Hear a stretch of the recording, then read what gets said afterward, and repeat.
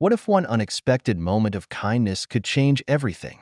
When a homeless man asked a teenage boy for just $1, no one could have predicted the life-changing ripple effect that followed. A family reunited, lives transformed, and a nation inspired.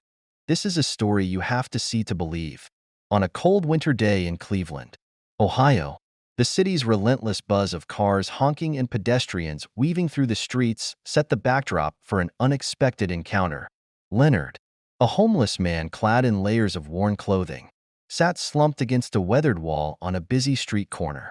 His cardboard sign, scribbled with the words, "Anything helps, God bless," was barely noticed by the stream of hurried passers-by.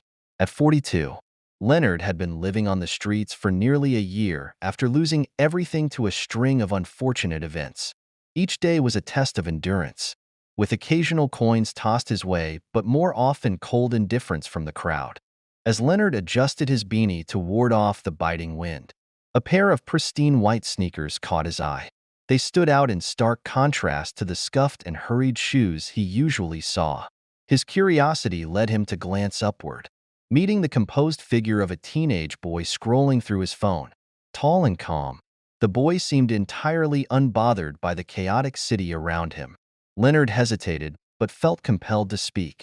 Taking a deep breath, he called out, "Hey, young man, can you spare $1?" The boy froze, looking up with an unreadable expression. Slowly, he turned toward Leonard, his calm demeanor unshaken. Instead of ignoring the plea, the boy asked, "What do you need it for?" His voice was steady, carrying a weight that made Leonard pause. Taken aback by the genuine question, Leonard rubbed his cold hands together and replied hesitantly, "A cup of coffee, maybe a sandwich if I'm lucky." The boy's gaze never wavered as he stepped closer, his phone now forgotten. Unlike the judgment Leonard was used to feeling, this teenager's attention felt different, focused and sincere. Introducing himself as Barron, the boy crouched to Leonard's level, a move that caught Leonard off guard. Few people ever bothered to meet him at eye level, much less engage in conversation.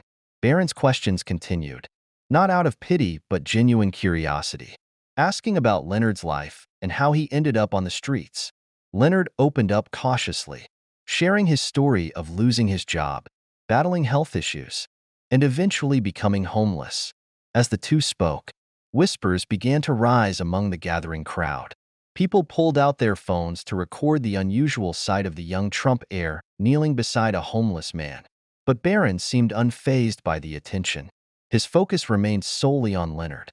When Leonard mentioned he had no family to turn to, Barron's brow furrowed thoughtfully.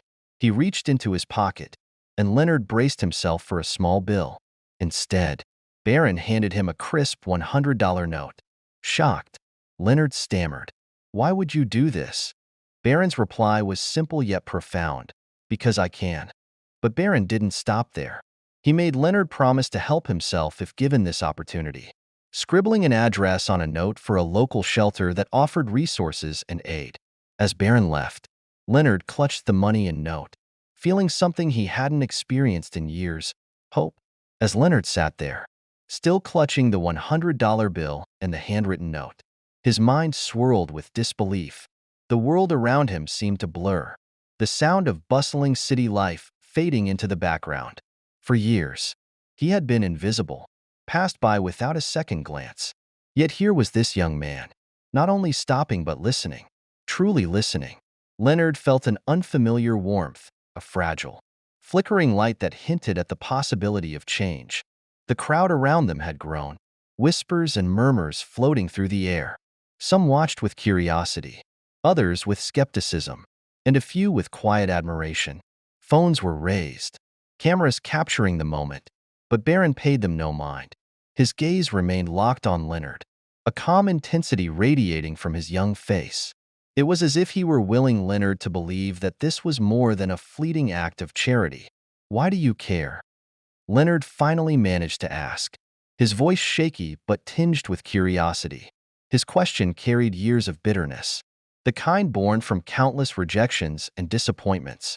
Barron tilted his head slightly, his lips curving into a faint, thoughtful smile. "Because everyone has a story," he said simply. his tone devoid of condescension. "And yours just hasn't been told yet." Leonard blinked, his chest tightening at the unexpected response.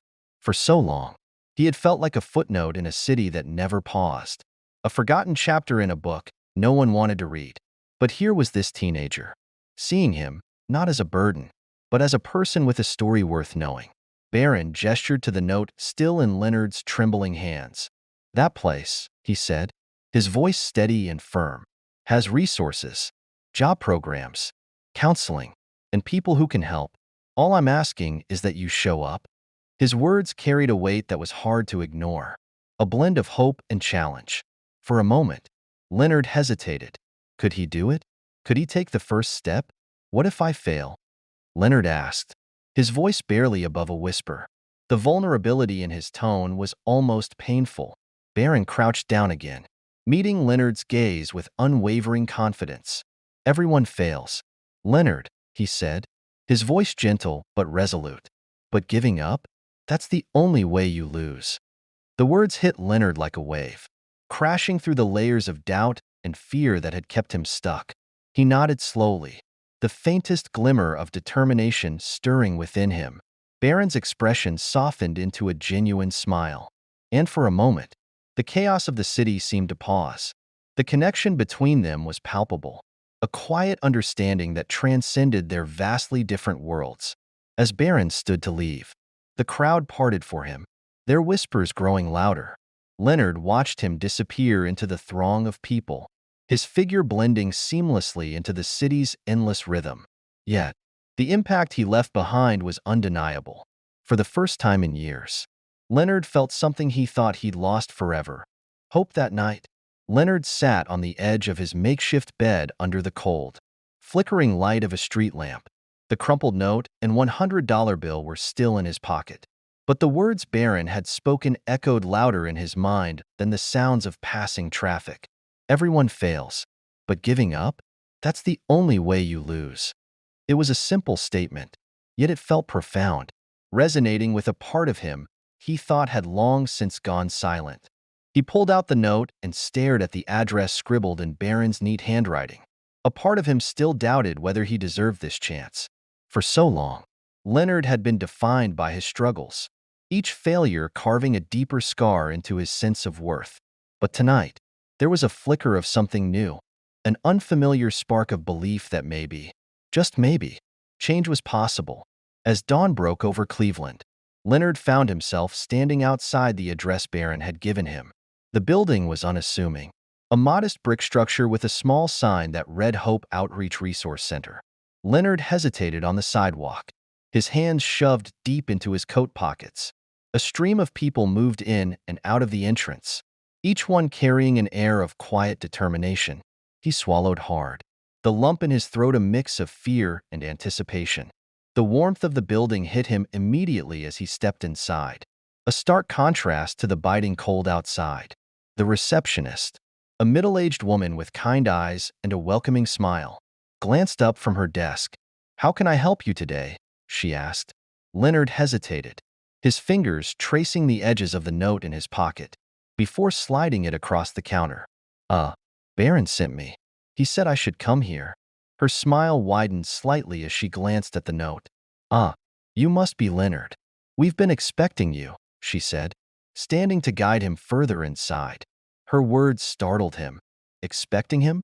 The weight of those words settled heavily on Leonard's chest, a mixture of gratitude and disbelief. For the first time in years, someone was ready to help without hesitation, without judgment. The hours that followed felt like a whirlwind. Leonard met with a caseworker who listened patiently to his story, jotting down notes and nodding encouragingly. They mapped out a plan: temporary shelter, a health checkup, and access to job training programs. It was overwhelming but oddly comforting, like pieces of a broken puzzle slowly being fitted back together. That evening, as he sat on the edge of a cot in the shelter, Leonard felt a strange mixture of exhaustion and hope. The weight of his past years still clung to him, but for the first time, it didn't feel insurmountable. He thought about Barron's words, about the promise he had made.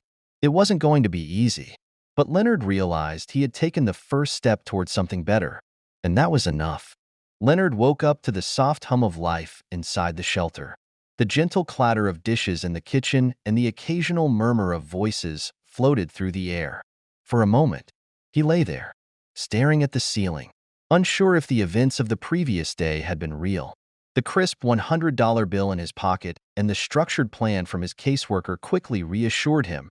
It was all real, and he was starting over. As he dressed and stepped into the communal area, he noticed a group of people seated around a small table, chatting over steaming cups of coffee. The warmth of their camaraderie was palpable, yet Leonard felt like an outsider looking in. He had spent so long disconnected from others that the idea of joining them felt foreign. Still, he nodded politely when one of them glanced his way, silently acknowledging the unspoken bond of shared struggle. Later that morning, Leonard met his caseworker again, a patient and empathetic man named Brian. They sat in a small office cluttered with papers, the scent of freshly brewed coffee lingering in the air. Brian's demeanor was calm but focused as he outlined the next steps.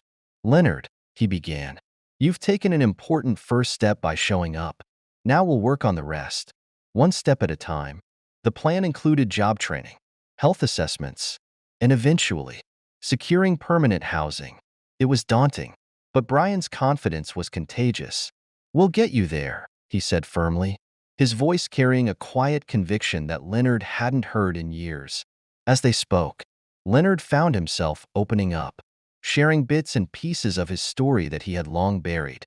It wasn't easy, but there was a catharsis in being heard without judgment. That afternoon, Leonard attended his first job training session. The room was small but well-equipped, with computers and training materials neatly arranged. He was joined by a handful of others, each carrying their own burdens and dreams. The instructor, a spirited woman named Karen, had a knack for making everyone feel at ease. She began with the basics, her voice steady and encouraging. "Remember," she said, "every expert started as a beginner." Leonard's hands trembled slightly as he typed his first lines on the computer. The last time he'd worked in an office felt like a lifetime ago. But with each keystroke, his confidence grew. Karen moved around the room, offering guidance and words of encouragement. When she stopped by Leonard's station, she gave him an approving nod. "You've got this," she said with a warm smile. By the end of the session, Leonard felt a small but significant sense of accomplishment. It wasn't much, but it was a start. As he walked back to the shelter, he allowed himself a rare moment of optimism. The day had been exhausting, but it had also given him a glimpse of what could be, a future that wasn't defined by his past mistakes, but by his willingness to try again. The days at the shelter began to form a steady rhythm for Leonard. Each morning, he would wake up early, savoring the quiet hours before the day's activities began. He'd sip a cup of coffee in the communal area, watching as sunlight streamed through the small, frosted windows. Though the shelter was far from luxurious, it held a warmth that he hadn't felt in years, a sense of community, of being part of something. On one such morning, Leonard was approached by a fellow resident, an older man named Ray, who carried an air of gentle wisdom. "You're new here, huh?" Ray asked, settling into the seat across from Leonard. The two struck up a conversation, Ray sharing bits of his own story, years spent on the streets, the struggles of rebuilding, and the small victories that had kept him going. Listening to Ray, Leonard felt a flicker of hope. If someone like Ray could find his footing, maybe he could too. Later that day, Leonard attended a health checkup arranged by the shelter. The clinic, though modest, was staffed with professionals who treated him with dignity and care. As the nurse took his vitals, she spoke to him in a calm, reassuring tone. "You're taking the right steps," she said with a smile. The doctor's visit wasn't just about addressing Leonard's physical health. It was a reminder that he was worth the effort, that his well-being mattered. In the afternoons, Leonard threw himself into the job training program. The shelter's team had helped him identify a potential path in logistics. Leveraging his past experience in manufacturing, he found himself surprisingly engaged, eager to learn the new systems and tools. His instructor, Karen, continued to be a source of encouragement, often stopping by his desk to offer pointers or to simply check in. "You're doing great, Leonard," she'd say, her words bolstering his confidence. One evening, as Leonard sat in the common room, he noticed a small group gathered around an old television. The nightly news was on, and the screen displayed a clip of his interaction with Barron. Leonard's chest tightened as he watched himself on the screen, crouched on the sidewalk, clutching the note and the $100 bill. He barely recognized the man staring back at him, the hollow eyes, the weariness in his posture. It was a stark reminder of how far he'd come, even in just a few days. The story of Barron's kindness had begun to spread, sparking conversations and inspiring others. The shelter had started receiving donations and offers of support from people moved by the video. While Leonard felt a mix of gratitude and embarrassment at the attention, he couldn't deny the impact it was having. The resources flooding into the shelter weren't just helping him, they were lifting up everyone around him. As the day drew to a close, Leonard returned to his cot, his mind racing with thoughts of the future. He still had a long way to go, but for the first time in a long time, he felt like he was moving forward. He clutched the small notebook where he'd started jotting down goals and plans, the pages filled with tentative steps toward a better life. Sleep came slowly, but it was the kind of restless anticipation that carried hope. Leonard's days at the shelter were no longer just about survival. They were about rediscovery. Each small milestone felt like a step closer to reclaiming the life he had lost. He often found himself reflecting on how much had changed in such a short time. The warmth of the people around him, the sense of purpose that came with the training sessions, and even the simple kindness of shared meals began to chip away at the walls he had built around his heart. One afternoon, during a job training session, Karen, the instructor, introduced Leonard to a volunteer named Mike. Mike was a retired logistics manager who had come to the shelter to mentor participants in the program. With a firm handshake and an encouraging smile, Mike began working with Leonard one-on-one, walking him through the complexities of supply chain management. "You've got a sharp mind," Mike said after their first session. "It's just about getting back into the rhythm." As they worked together, Leonard felt a spark of confidence reigniting. Mike's patient guidance reminded Leonard of his own strengths, qualities that had been buried under the weight of his struggles. Their sessions became a highlight of Leonard's week, not just for the skills he was gaining, but for the belief Mike seemed to have in him. Outside of the training room, Leonard began to notice changes within himself. Conversations with Ray, his fellow resident, became deeper, shifting from shared hardships to dreams of the future. Ray often spoke about his desire to reconnect with his estranged daughter, and his vulnerability inspired Leonard to consider reaching out to his own brother, a thought that both frightened and intrigued him. The shelter itself buzzed with new energy. Donations sparked by the viral video brought improvements to the facility. The once dated kitchen was now equipped with modern appliances, and the common room had been refreshed with comfortable furniture. These changes weren't just physical. They were symbolic of the hope that had begun to ripple through the community. One evening, Leonard sat in the common room, flipping through a book someone had donated. His concentration broke when he overheard two staff members discussing the ongoing impact of Barron's video. "It's incredible how one moment can spark so much good," one of them said. Leonard set the book down, reflecting on those words. It was true, Barron's single act of kindness had set off a chain reaction, one that was reshaping lives, including his own. Later that night, Leonard sat on his cot, the notebook of goals resting on his lap. He added a new page, writing down one word at the top, reconnect. Beneath it, he listed his brother's name, Paul. The thought of reaching out made his chest tighten, but he couldn't shake the feeling that it was something he needed to do.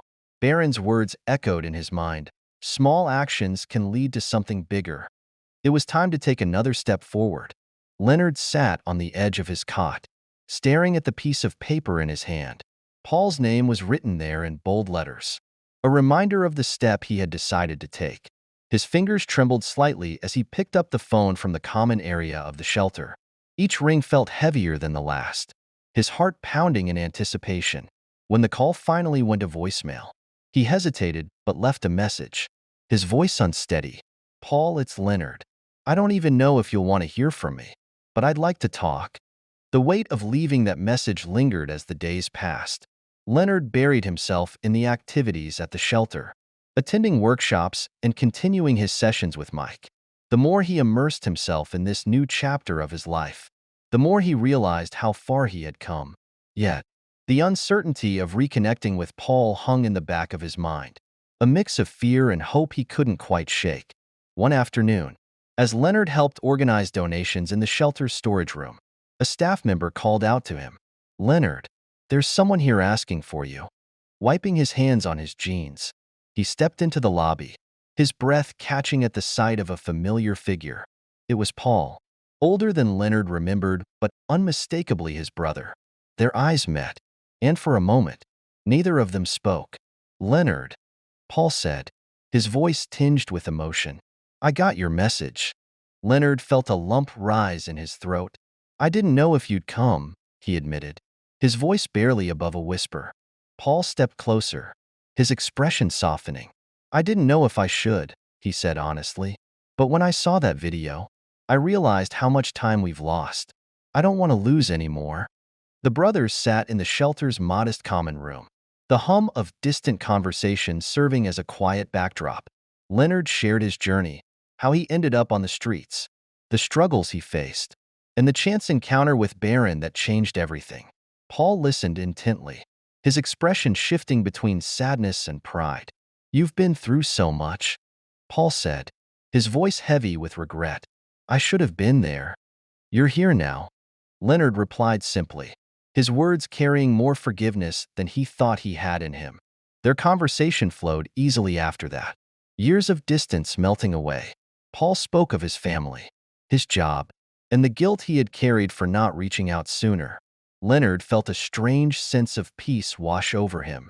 For the first time in years, he wasn't just surviving, he was rebuilding, piece by piece. That evening, as Paul prepared to leave, he placed a hand on Leonard's shoulder. "We're family, Leonard. Don't forget that. And you've got a place with us whenever you're ready." As Leonard watched his brother walk away, he felt a renewed sense of purpose. Reconnecting with Paul wasn't just about mending their relationship. It was a reminder of what he was fighting for. Leonard returned to his cot that night with a lighter heart, ready to face whatever came next. Days turned into weeks, and Leonard found himself settling into a rhythm at the shelter. He began to feel a sense of community, something he hadn't experienced in years. The staff treated him not as a case file but as a person, someone with potential and a story worth telling. Their encouragement made each step forward feel lighter, even when the challenges seemed overwhelming. One morning, Leonard woke up to find a small crowd gathered in the shelter's common area. A staff member gestured for him to join them, her expression brimming with excitement. On the television, a news anchor was discussing a viral video. His video? Footage of Barron crouched on the sidewalk, handing Leonard the crisp $100 bill and offering him words of encouragement, had spread across social media and news outlets. Leonard's face flushed as he realized the impact of that brief encounter. At first, embarrassment threatened to consume him. He wasn't used to attention, especially not from strangers dissecting his life. But as the anchor shared stories of people inspired by the video, donations flooding into shelters, individuals paying it forward, Leonard began to see the ripple effect. Barron's act of kindness wasn't just about him. It had sparked something much bigger, something that was now touching countless lives. Throughout the day, Leonard couldn't escape the buzz. Staff members showed him messages from people who had seen the video, many offering words of encouragement or sharing their own struggles. One note, in particular, stood out. "If Leonard can find the strength to take that first step, maybe I can too." Reading those words filled him with a mix of pride and humility. For so long, Leonard had seen himself as invisible, but now, his story was helping others see their own strength. Later that evening, Leonard sat in the quiet of his room, reflecting on how much had changed. The man who had once avoided eye contact on the streets was now the focus of a national conversation. But more than the attention, it was the sense of purpose that struck him. For the first time, he felt like his pain hadn't been in vain. It had led to this, a moment where his story could inspire others. As he turned off the light, Leonard thought of Barron. He wondered if the teenager knew how far his gesture had reached. Leonard made a silent promise to honor the opportunity he'd been given. It wasn't just about rebuilding his own life anymore. It was about proving to himself and others that change was possible. The following days brought unexpected developments, each one more surprising than the last. Leonard had just finished his job training session when a staff member approached him, holding a letter in her hands. "This came for you," she said with a knowing smile. Leonard hesitated before taking it, the weight of the envelope strangely significant. It wasn't every day he received mail. As he opened it, his eyes scanned the handwritten note inside. The words were simple yet profound. "I saw your story, and it reminded me of what truly matters. Keep going, Leonard. You're stronger than you know." It was signed with only a first name, but it carried an unexpected warmth that left Leonard momentarily speechless. It wasn't the words alone. It was the realization that people were rooting for him, people he didn't even know. Later that evening, as Leonard sat in the common area of the shelter, a man approached him, his face both familiar and strange. Leonard looked up, puzzled, until recognition dawned. "Paul?" he asked, his voice trembling. The man nodded, a mix of guilt and relief in his expression. It was his younger brother, someone Leonard hadn't seen or spoken to in over a decade. "I saw the video," Paul admitted, sitting down beside him. "I didn't realize how bad things had gotten for you." Leonard felt a lump in his throat, the weight of lost years pressing down on him. "It wasn't your fault," he said quietly. "I wasn't exactly easy to find." The two sat in silence for a moment, the air thick with unspoken words. Finally, Paul placed a hand on Leonard's shoulder. "Well, I'm here now, and I'm not going anywhere." The reunion was bittersweet. It reminded Leonard of the time they had lost, but also of the possibility of rebuilding. For the first time in years, he felt a flicker of hope, not just for himself, but for the relationships he thought were gone forever. That night, Leonard lay awake, replaying the day in his mind. The note, Paul's return, the encouragement he had been receiving. It was overwhelming, but in the best way possible. Meanwhile, the outside world was buzzing with conversations about the viral video. News outlets dissected every detail, and social media was flooded with comments. Some debated Barron's intentions, while others praised him for using his privilege to make a difference. But for Leonard, it wasn't about the debates or the headlines. It was about the spark that had been ignited, not just in him but in the people around him. At the shelter, Leonard began to notice a shift. Other residents, inspired by his story, started taking small steps of their own. One man, who had been hesitant to attend job training, finally signed up, saying, "If you can do it, maybe I can too." Leonard found himself offering words of encouragement, a role he never imagined he'd play. It gave him a sense of purpose, a feeling that his journey was about more than just survival. It was about making a difference. As the weeks passed, Leonard began to feel like a different man. He wasn't just surviving anymore. He was rebuilding, one piece at a time. At the shelter, his counselors praised his determination, and other residents often looked to him for advice. Leonard, once invisible to the world, had become a symbol of resilience and hope within his community. One day, while helping a newcomer settle in, Leonard paused to reflect on how far he had come. He thought about the cold sidewalk where he first met Barron and the simple yet profound promise he had made to help himself. That promise had been a lifeline, guiding him through moments of doubt and fear. Now, as he looked around the shelter filled with laughter, conversations, and shared meals, he felt something he hadn't experienced in years, a sense of belonging. Meanwhile, outside the walls of the shelter, Barron's act of kindness continued to ripple across the country. Inspired by the viral video, individuals and organizations launched initiatives to support the homeless, donate to shelters, and promote acts of generosity. Social media platforms were flooded with stories of people paying it forward, many of them citing Barron's gesture as their inspiration. The hashtag Kindness Challenge gained traction, sparking a nationwide movement that encouraged small but meaningful acts of compassion. Leonard's journey wasn't without challenges. Adjusting to a structured routine, attending job training, and facing the emotional weight of his past were daunting, but each step forward brought a small victory. Whether it was learning a new skill or reconnecting with his younger brother Paul, Paul's presence became a steady source of support, reminding Leonard that he wasn't alone in this fight. Together, they began to mend the broken pieces of their relationship, creating a bond stronger than ever before. One evening, as Leonard was leaving the shelter to attend his first job interview, he noticed a small crowd gathered outside. Among them was Barron, standing quietly near the entrance. Leonard's heart swelled with gratitude and disbelief.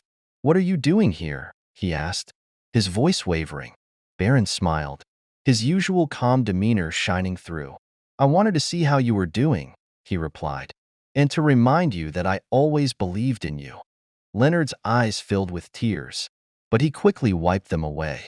"Thank you," he said simply, the words carrying a depth of emotion he couldn't fully express. The two shared a brief, meaningful handshake before Barron stepped back into the city's bustle, leaving Leonard with a renewed sense of purpose. That night, Leonard reflected on everything that had happened since that fateful day. It wasn't just about the money or even the resources he had received. It was about the belief someone else had in him when he couldn't believe in himself. That belief had given him the courage to take the first step. And now, as he faced the future, Leonard knew he was ready. "Here's an expanded version of your story with added depth and detail." Barron smiled, his usual calm demeanor shining through. "I wanted to see how you were doing," he replied, his voice steady and filled with warmth. "And to remind you that I always believed in you." Leonard's eyes filled with tears, but he quickly wiped them away, unwilling to let the emotion fully overtake him in the busy street. "Thank you," he said simply, his voice quiet yet carrying a depth of gratitude that words could never fully convey. He wanted to say more, to express just how much Barron's unwavering belief had meant to him, but the lump in his throat wouldn't let him. The two shared a brief, yet meaningful handshake, a silent acknowledgement of the journey they had both been a part of. Barron gave Leonard a reassuring nod before stepping back into the city's bustle, his figure disappearing among the crowd. For a moment, Leonard stood there, watching until Barron was out of sight. The encounter left him with a renewed sense of purpose, as if Barron's belief in him had reignited a flame he didn't realize had dimmed. That night, Leonard sat by his small desk, the city lights casting faint shadows across the room. He reflected on everything that had happened since that fateful day, the day everything seemed to fall apart. It wasn't just about the money Barron had given him, or the resources and opportunities that followed. Those things had been important, yes, but they paled in comparison to the one thing that had truly changed his life: Barron's belief in him. When Leonard had been at his lowest, drowning in self-doubt and regret, Barron's faith had been a lifeline. It was that belief, that simple yet profound act of seeing potential in him when he couldn't see it himself, that had given him the courage to take the first step toward rebuilding his life. As Leonard looked out at the city, he realized how far he had come. The road hadn't been easy. It was filled with obstacles, moments of despair, and countless lessons learned. But he had endured. He had grown. And now, as he faced the uncertain future ahead, he felt ready. Not because he had all the answers, but because he had something far more powerful: the confidence to keep moving forward. For the first time in a long time, Leonard allowed himself a small, hopeful smile. He was no longer defined by his past mistakes, but by the resilience and determination that had carried him through them. Barron's belief had planted the seed, but Leonard had nurtured it, and now he was ready to let it bloom.